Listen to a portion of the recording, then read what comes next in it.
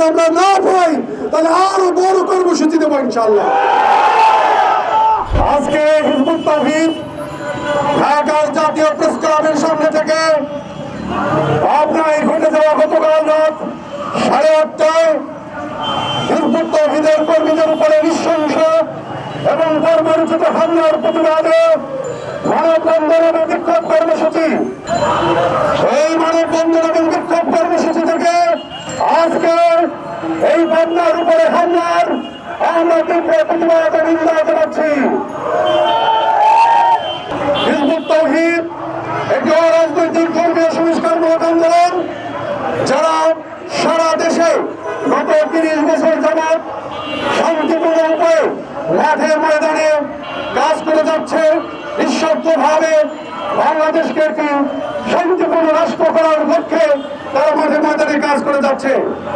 কিন্তু দুঃখজনক ঘটনা, গতকালকে রাত্রে পাবনা সদর উপজেলার ঘোষপুর ইউনিয়নে হিজবুত তাওহীদের কর্মীদের উপরে অতর্কিত নৃশংস হামলা করেছে একদল সন্ত্রাসী গোষ্ঠী। এই সন্ত্রাসী গোষ্ঠী তারা আর কেউ নয়, তারা 2022 সালে আগস্টে 23শে আগস্ট সেখানে আবারও হামলা করেছিল এবং সেই হামলায় একজনকে সুজন নামে আমাদের এক ভাইকে তারা নৃশংসভাবে হত্যা করে।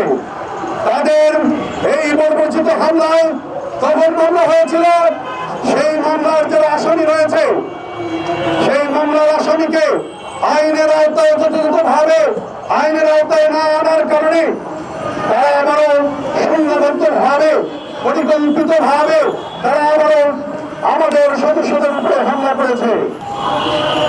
বিগত সরকার, আওয়ামী লীগ সরকার আমাদের এই ঘটনাকে, আমাদের এই মামলাকে রাজনৈতিক হাতিয়ার হিসেবে ব্যবহার করেছে, রাজনৈতিক মামলা হিসেবে ব্যবহার করেছে। তারা আমাদের শহীদ সুজন ভাইয়ের রক্তের উপরে হোলি খেলেছে। আমি আপনাদেরকে জানাতে চাই, সেই ঘটনায় যারা আসামি হয়েছে সন্ত্রাসী গোষ্ঠী, উগ্রবাদী গোষ্ঠী, যারা বিভিন্ন সময় আমাদের উপরে হামলা করেছে, তারাই গত 5ই আগস্টের পরে রাজনীতিশীল পরিবেশের সুযোগ নিয়ে তারা আবারও আমাদের সেখানের যারা সভাপতি, সেই মামলার আসামিবাদী আমাদের সেলিম শেখ, তার বাড়ি ঘরের উপরে হামলা করেছে। সেখানে হামলা করে লুটপাট করে অগ্নিসংযোগ করা হয়েছে। আমাদের সেই 5ই আগস্টের পরে হামলার পরে আবারও আমরা থানায় অবগত করেছি, থানায় জানিয়েছি, আইন শৃঙ্খলা রক্ষাকারী বাহিনীদেরকে জানিয়েছি।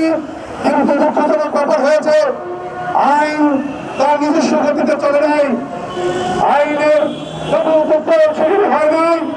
সেখানে সন্ত্রাসী গোষ্ঠীর খুনি এদেরকে আইনের আওতায় আনা হয় নাই, যার ফলে তারা আরো আশকারা পেয়েছে। তারা আশকারা পেয়ে সেখানে আরো সংঘবদ্ধভাবে গতকাল রাত 8:30টায় তারা দেশীয় অস্ত্রশস্ত্র এবং আগ্নেয়াস্ত্র, রাইফেল, বন্দুক সহ আমাদের ভাই বোনদের বাড়ি ঘরে হামলা করে তাদের সেখানে লুটপাট করে তাদেরকে নৃশংসভাবে হত্যার উদ্দেশ্যে আহত করেছে। সেখানে আমাদের প্রায় 10 জন ভাই আহত হয়েছে। তারা প্রাথমিক চিকিৎসা শেষে তাদেরকে গুরুতর আহত হওয়ার কারণে রাজশাহী মেডিকেল কলেজে তাদেরকে পাঠিয়ে দেওয়া হয়েছে। এখন তার মধ্যে একজন খুবই আশঙ্কাজনক অবস্থায় আছে, রাজশাহী মেডিকেলে সে মৃত্যুর সাথে পাঞ্জা লড়ছে। সেই ভাইদেরকে হামলা করে তারা প্রকাশ্যে দিবারে ঘুরে বেড়াচ্ছে।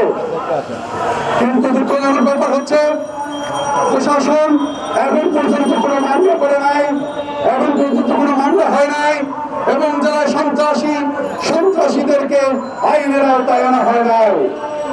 আজকে হিজবুত তাওহীদ 1995 সাল থেকে সারা বাংলাদেশে নিঃস্বার্থভাবে মানবতার কল্যাণে মানুষকে ন্যায়, শান্তি, সুবিচার উপহার দেওয়ার লক্ষ্যে আল্লাহ রসুলের প্রকৃত ইসলাম নিয়ে, তৌহিদ নিয়ে মাঠে ময়দানে কাজ করে যাচ্ছে।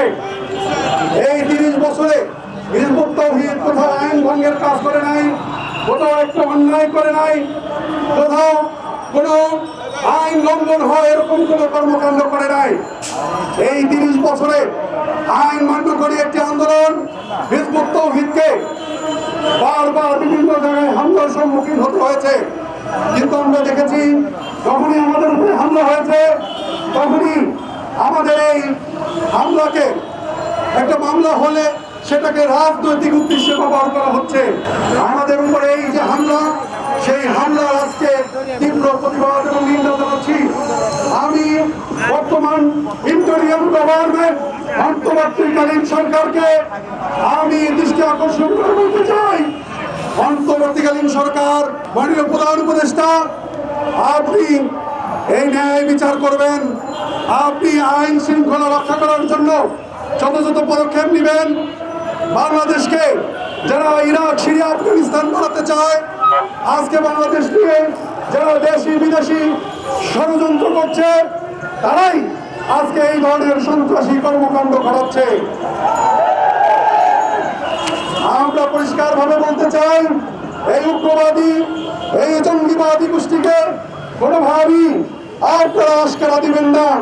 তাদেরকে যথাযথভাবে আইনের আওতায় এনে বিচার করবেন।